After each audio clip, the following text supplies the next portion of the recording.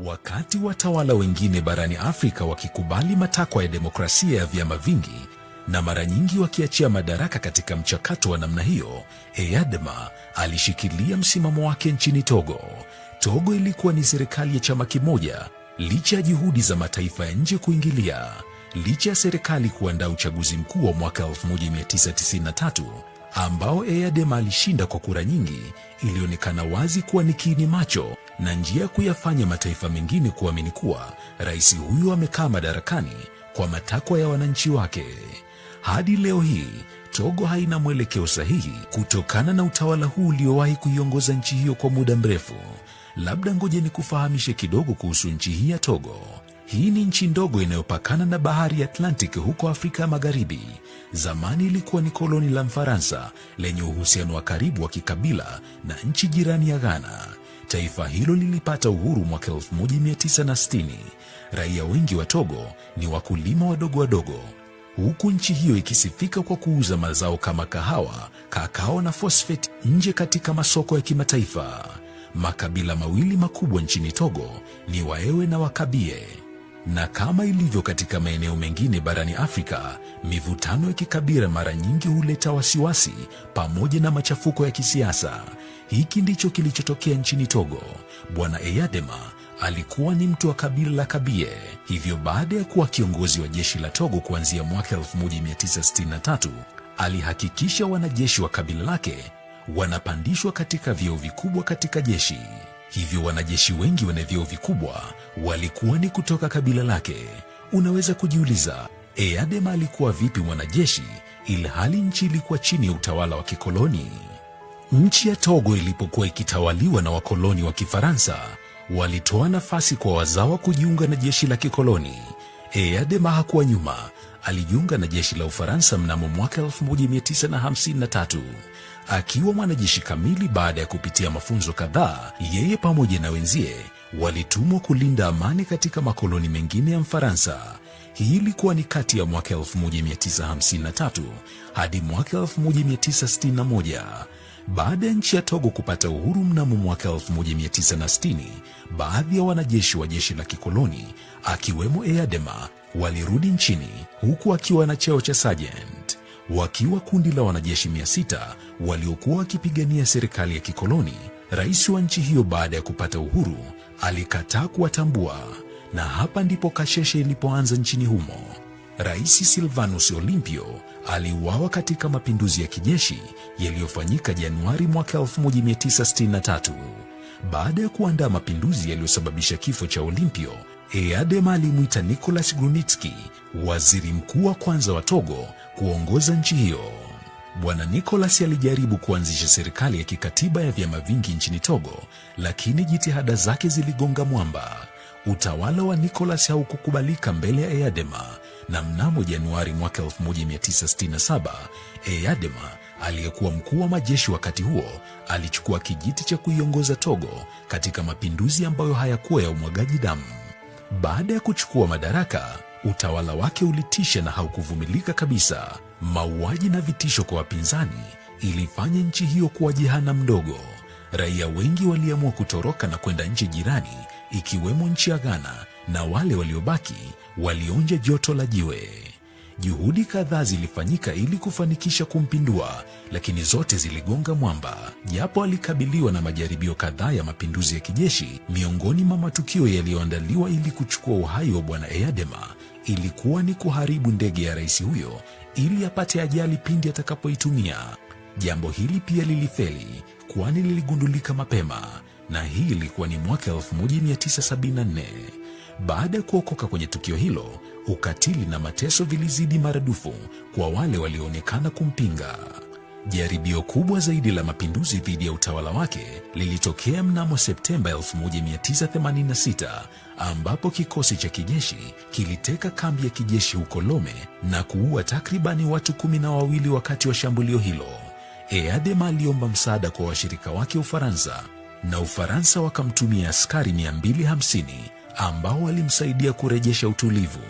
Eyadema anadaiwa kuwa kibaraka wa mataifa makubwa ya Ulaya, hasa Ufaransa, huku ikidaiwa kuwa aliweza kufanikisha mapinduzi yake baada ya kupewa msaada na Ufaransa. Mnamo Disemba mwaka 1986, watu 13 walihukumiwa kifo na watu 14 kifungo cha maisha kwa shambulio walilolifanya. Mmoja wa watu watatu waliohukumiwa kifo bila kuwepo mahakamani alikuwa ni Gilchrist Olympio, mtoto wa kiume wa rais wa zamani wa Togo aliyepinduliwa hapo awali. Utawala wa Eyadema uliogopeka na kila mtu. Alijitahidi sana asiuawe wala kupinduliwa, na ili kufanikisha hilo hakuwa na msalia mtume kwa kila mtu aliyekuwa akijaribu kupinga utawala wake. Licha ya njama na hila zake zote, rais huyu alifariki kutokana na mshtuko wa moyo mnamo Februari 5 mwaka 2005. Moja ya matukio ya kushangaza na ya kutisha yaliyowahi kutokea katika utawala wake ambayo hayatasahaulika nchini Togo ni kupatikana kwa miili ya watu iliyouawa kikatili na maiti zao zikafukiwa kwa pamoja kwenye shimo moja. Haikuwa rahisi kwa raia kugundua hilo hadi pale daktari mmoja alipogundua. Baada ya daktari huyo aliyejulikana kwa jina la Adigo kugundua mambo yaliyofanyika kwenye miili hiyo, aliamua kufanya uchunguzi zaidi kwenye miili ile. Katika uchunguzi wake, aliyoyagundua yanatisha. Daktari Adigo alikuja na ripoti iliyoonyesha kuwa watu wale waliteswa na kufukiwa wakiwa hai kwenye kaburi moja. Ripoti ya Daktari Adigo ilionyesha kuwa watu wale waliteswa ili kulegezwa viungo wasiweze kujiokoa wakati wanafukiwa na watesi wao. Daktari huyu alikuwa akiandaa ripoti ile kwa ajili ya manufaa ya nchi yake, na kwa bahati mbaya ni kuwa alisahau kuwa matukio yale yametekelezwa na watu wakubwa wa nchi, akiwemo Rais Eyadema. Daktari huyu alitaka ripoti ile ifike mbali kimataifa ili kusaidia kuondoa adha ambazo wananchi walikuwa wanapitia kutokana na utawala wa Eyadema. Alitamani mashirika ya kimataifa yaingilie kati ili kutoa msaada kwa wananchi wa Togo. Kumbe ndio kwanza alikuwa anajiandalia matatizo yasiyo na lazima.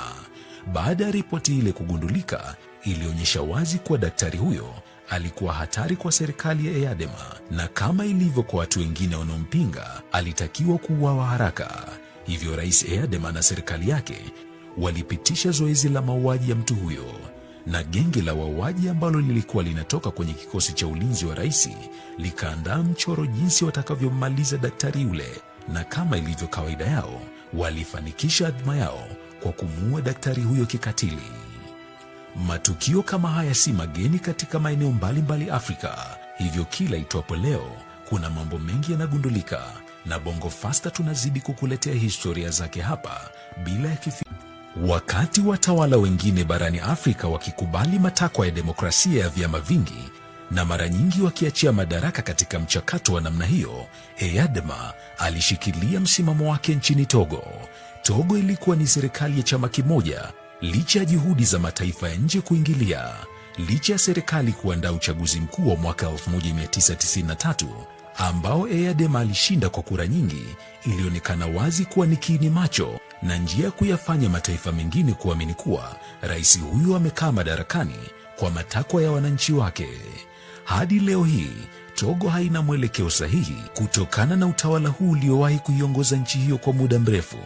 Labda ngoje nikufahamishe kidogo kuhusu nchi hii ya Togo.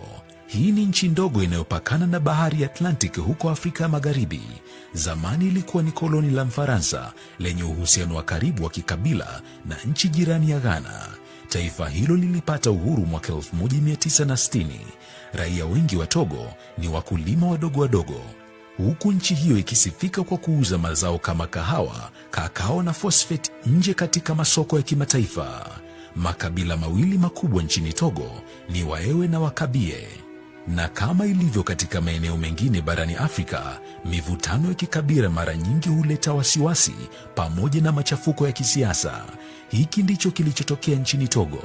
Bwana Eyadema alikuwa ni mtu wa kabila la Kabie. Hivyo baada ya kuwa kiongozi wa jeshi la Togo kuanzia mwaka 1963, alihakikisha wanajeshi wa kabila lake wanapandishwa katika vyeo vikubwa katika jeshi.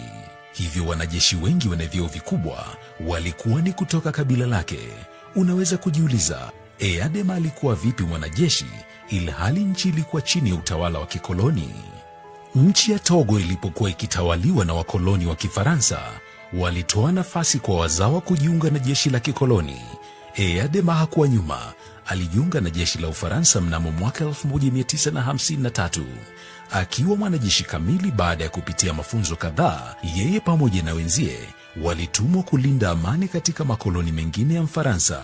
Hii ilikuwa ni kati ya mwaka 1953 hadi mwaka 1961.